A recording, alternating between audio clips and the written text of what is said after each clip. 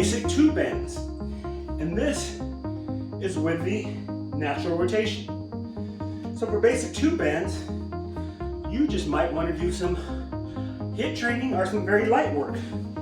For example, you can reduce the F2 bar to its smallest size to perform unilateral training. Unilateral training is a powerful method for developing strength that's frequently overlooked with single bar training programs because the bar is too long. But by being able to reduce the size of your F2 bar, you can isolate your workouts to focus on developing the smaller muscles within your primary muscles with laser focus. By focusing on developing individual muscles and movements, you'll quickly improve your mind to muscle connection, which is proven to increase overall coordination and power. All right, so there you have it.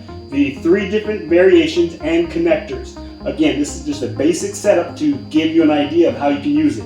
So we have our F2 adapters with our chain beast on the longer bar for free weights. We have the rotators with RT hooks for flat bands in a medium configuration. And then we have the natural rotation or the natural rotators for lighter weight using tube bands. All right, so that's about it. I hope that answered your questions. And if you need any more information, feel free to visit us at f2bar.com. Hoorah!